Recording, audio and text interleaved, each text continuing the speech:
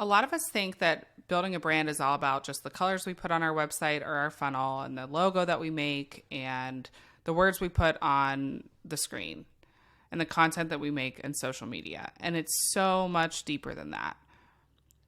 A brand is so far beyond a logo. And I learned, and this was all inspired by a influential business branding and marketing expert, Seth Godin. I highly recommend you read his books and you research this man because he does an excellent job of communicating this and really giving real world perspectives that we can understand and breaking it down to a really base level point. And I'm going to share one of his messages with you today. I can't take the credit for this. This is all him. And I'm grateful to share this and grateful that I can communicate his message to you guys today because it's one of those messages that just sticks with you forever. And once you see it, you can't unsee it. But I have to give him all the credit, and I highly recommend you guys dive deeper into his education and in his knowledge because studying him over the years is really what has helped me cultivate this knowledge myself. So we're going to talk about a brand versus a logo. And Seth Godin does this great comparison between hotels like Marriott or the Hyatt and Nike. So hotels like the Marriott or the Hyatt are just considered a logo. They're defined by price. There's no major differences between them. Of course, there's, 3-star to 5-star, whatever the case may be. And some people may have loyalty to one because they have, points at a hotel if they travel a lot, etc. But if we're just a family and we're going out to look for a hotel, most of the time people are going to filter by price.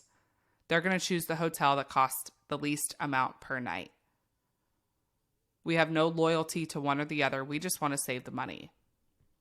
And so we're filtering our experience by the price. But Nike, on the other hand, is the exact opposite. People don't care what it costs. They want to wear Nike. They will pick Nike over every other sneaker because they have this brand loyalty to who they are and what they stand for.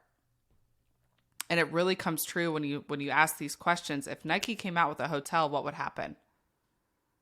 People would be crazy. People would be lining out at the doors waiting because they know they've had such a great experience with wearing their sneakers or wearing their clothes or connecting to their marketing campaigns. They would be freaking out like, oh my gosh, I can't imagine what the hotel is going to look like if Nike made it.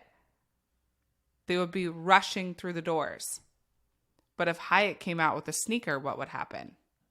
No one would have any idea. No one would care. People would be like, why would Hyatt come out with a sneaker? It would make sense to them. And it's because Nike is a brand and Hyatt is a logo.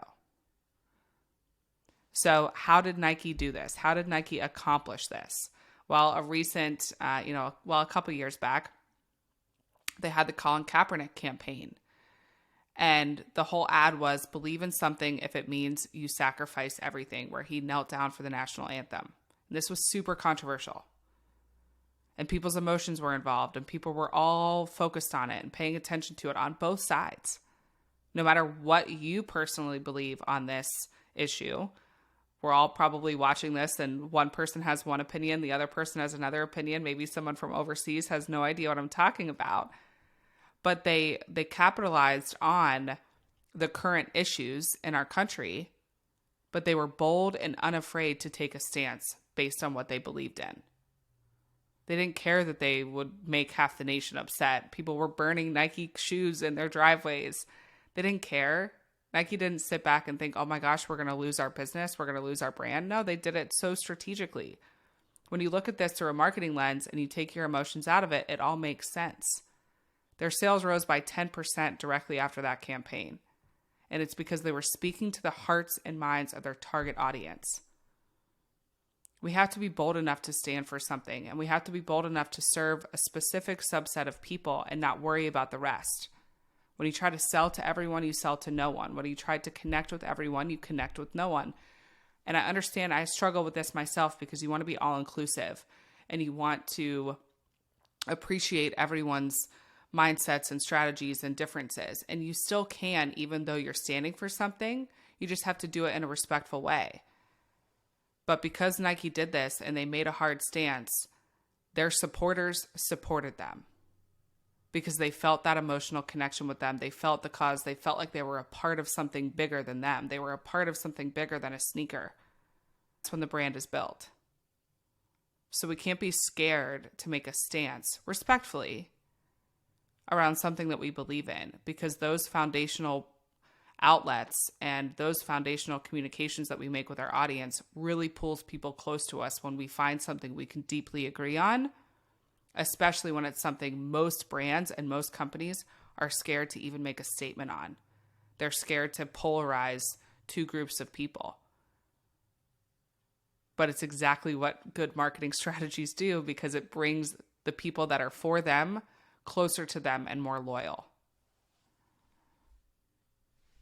So final thoughts, building a brand is deeper than a logo, and it requires a lot of strategic thinking, deep authenticity, and a deep understanding of your target audience.